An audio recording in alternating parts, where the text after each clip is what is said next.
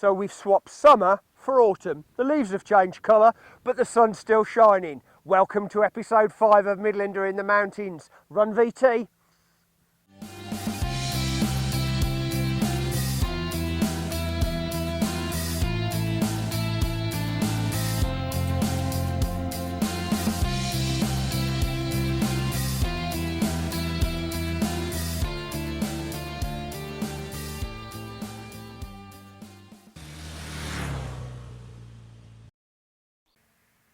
52 subscribers, and thank you to each and every one of you. Right, now behind me we have the Hohewand, or the high wall, a plateau. And if you remember back in the summer I said, oh, I think I should take you up there one day. Well, that one day is now. The weather's fine and off we go, back on two wheels.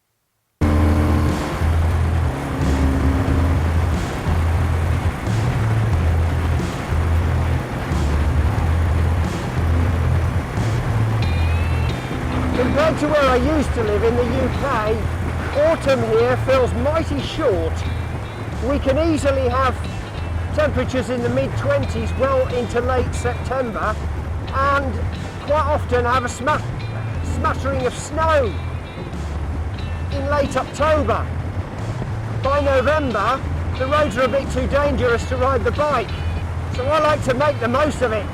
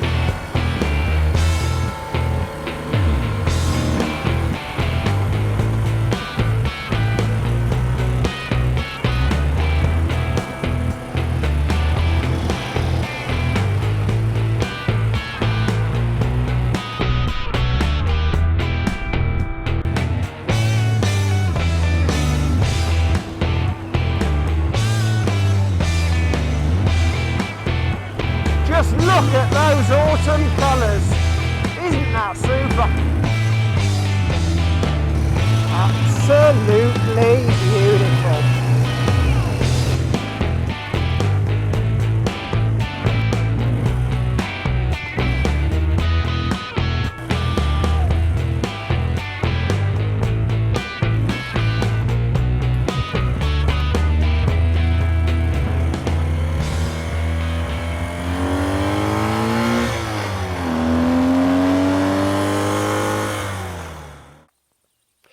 The main A2 motorway, Autobahn freeway, between Vienna and Slovenia runs north-south-south-north, only 15 minutes away from where I'm standing.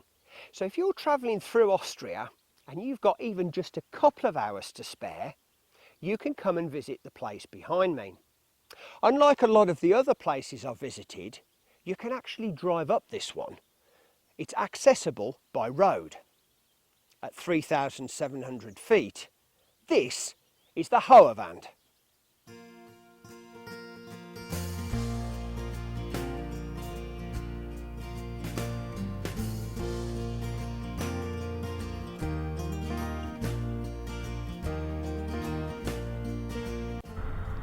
As I'm approaching from the southeast, I'm near Hohewand through the village of Meyersdorf.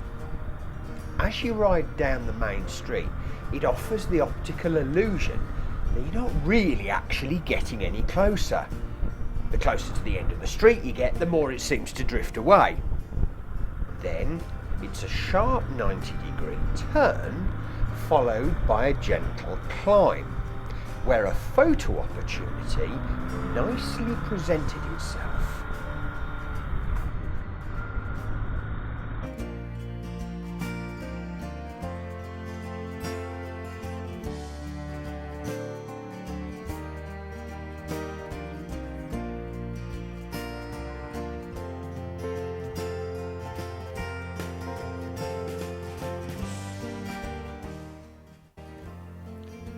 I can imagine that they are certainly getting the aerial shots.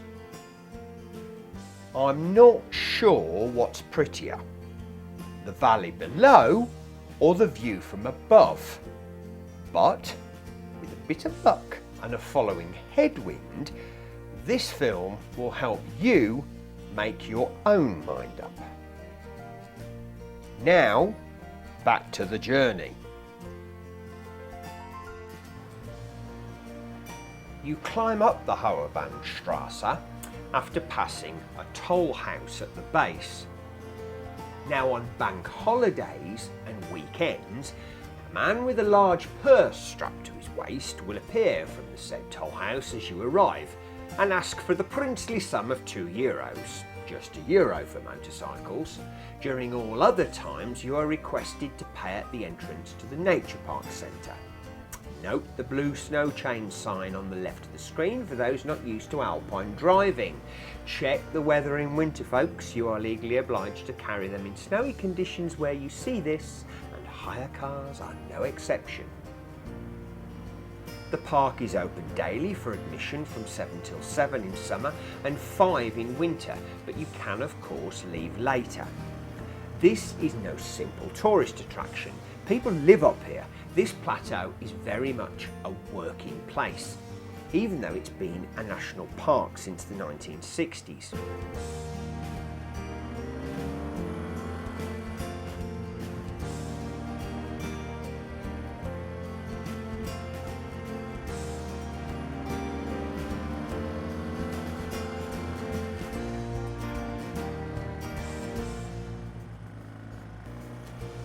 The road up was built in 1932, partially as a project to find unemployed people work in the lean interwar years. And it's something of an experience to travel, especially the first time up.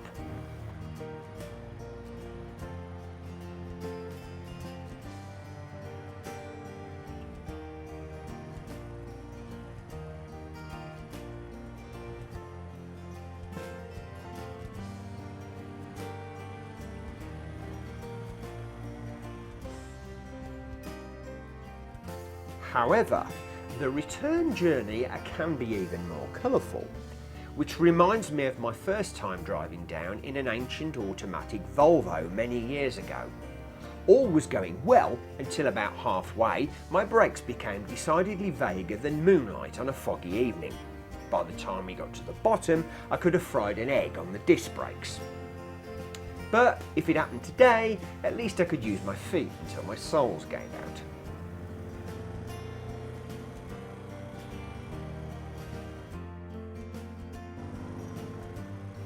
At this part of the film, I remind myself that I once wanted to buy the house you now see on the left of the screen, until I considered the practicalities of actually commuting from the Hohewand on a daily basis. Caution ruled the day on that occasion, but I admire the people who do.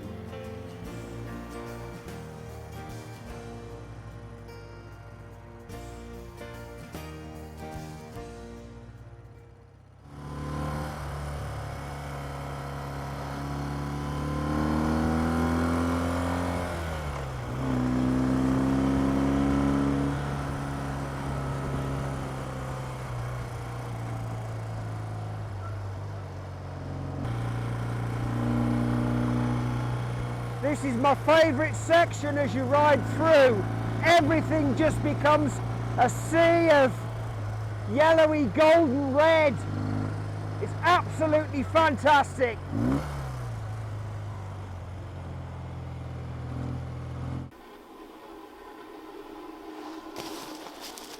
One of the things I really enjoy about coming up here to the Hohewand is that you don't need any special hiking clothing or anything like that. You can, of course, drive up, and the only thing you really need to think about is if you're coming up in spring or if you're coming up in autumn, it's going to be a couple of degrees colder, so bring a jacket. Anyway, let's have a look around.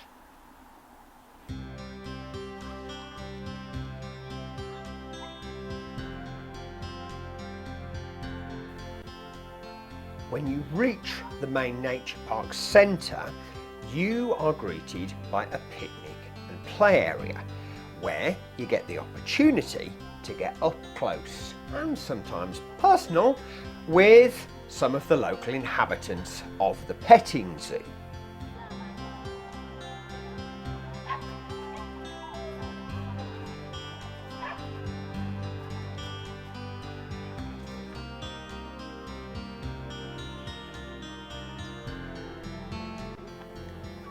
Although the sign reads no hand feeding this fella.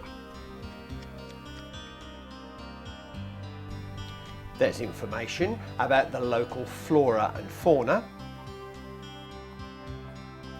and they have llamas and alpacas.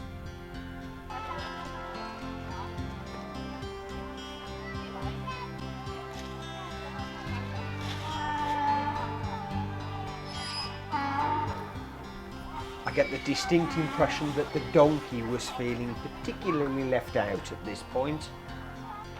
You can even take a guided tour with the alpacas and llamas.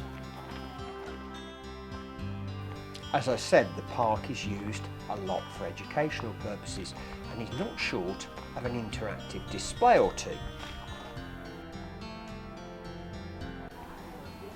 This is a chalk furnace, where stone that was mined here on the Hohewand can be turned into mortar for building.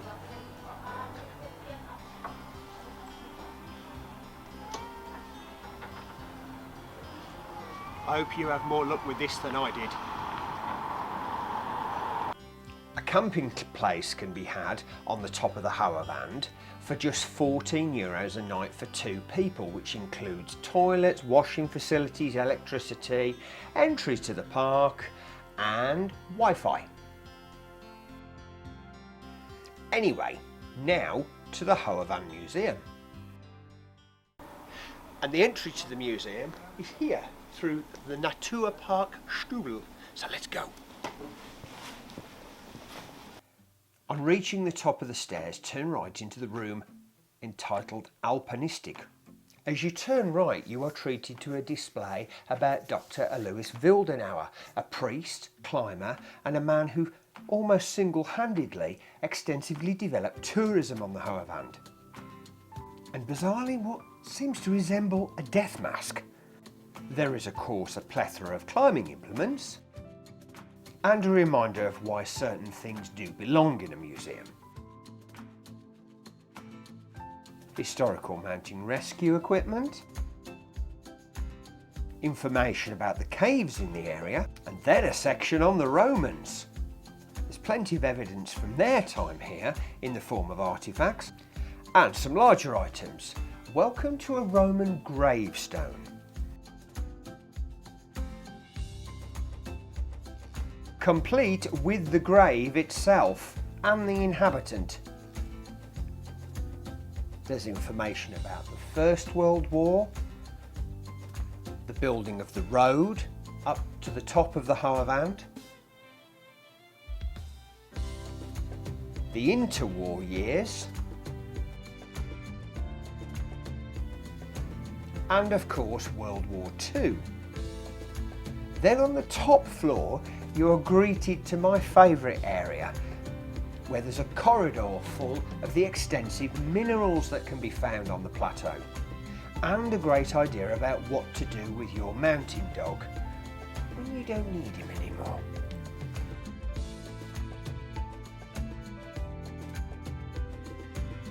There's then more artifacts of daily life, more local information,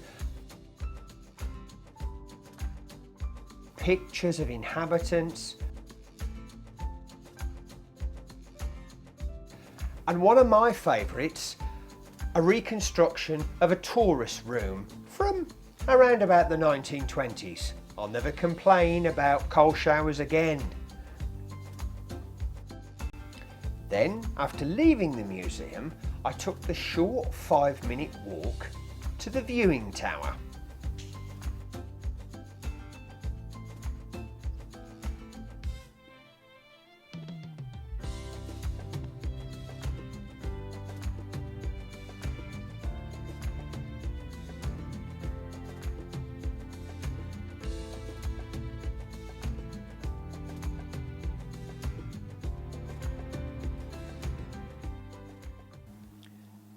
With the city of Vienna just less than an hour away by car in that direction, I can't think of too many places in Europe, at least, where you can get access to countryside and scenery like this in such a short space of time. Anyway, welcome to autumn.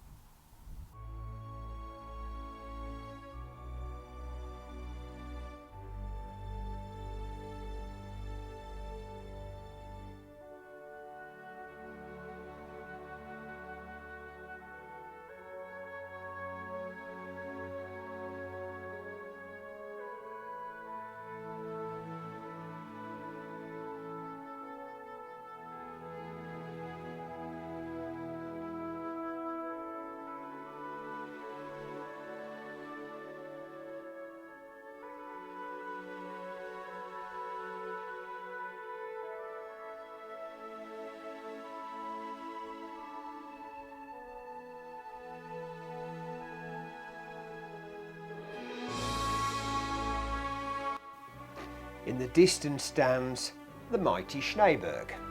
Would you believe it? 2 weeks before filming, I was standing on the top in a 12-foot snowdrift. That's Austria in autumn.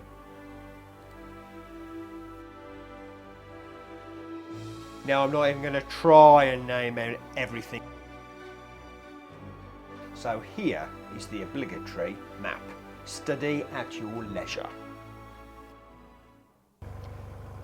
Then it was time to make my way away from the nature park reception area and towards my final destination. So here we find ourselves at the car park outside the Alpengasthof Postel. And if we walk this way,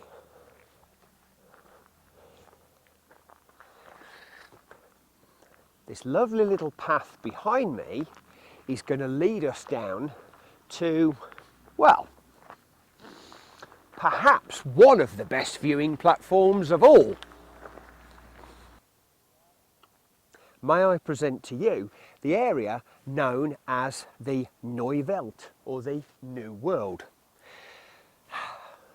But there's an even better view just over there.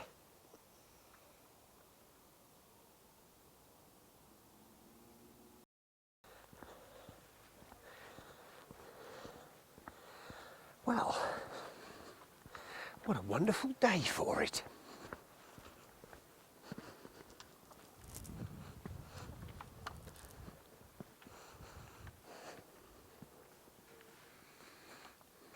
So here we are at the Skywalk, and today I don't know whether to call it Pensioner's View or Lover's Leap, but I rather hope it's not the latter, especially for me.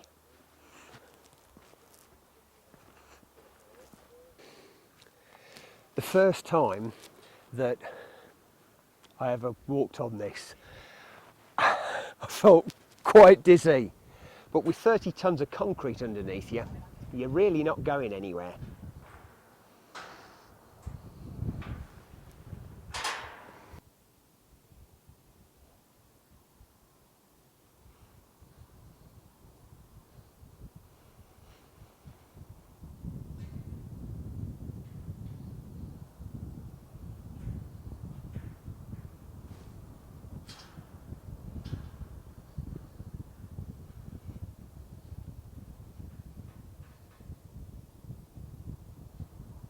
And as you can see here, somebody is tandem paragliding, something that's of course possible to do here on the Hohewand, but I have as yet resisted the temptation.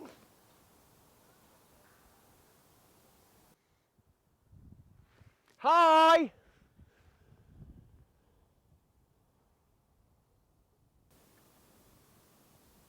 And it's not all about flying here at the Hohewand either. There's plenty of this going on. And 20 minutes later I saw him walking directly on the edge with a can of beer. So with the sun getting low in the sky, that's about time to wrap things up for today. I hope you've enjoyed this short whistle-stop tour through the Hohewand. in late autumn, and you can join me again soon on Midlander in the Mountains for something possibly a bit more wintry. Until then, cheers. Goodbye, Hohewand. See you again another day.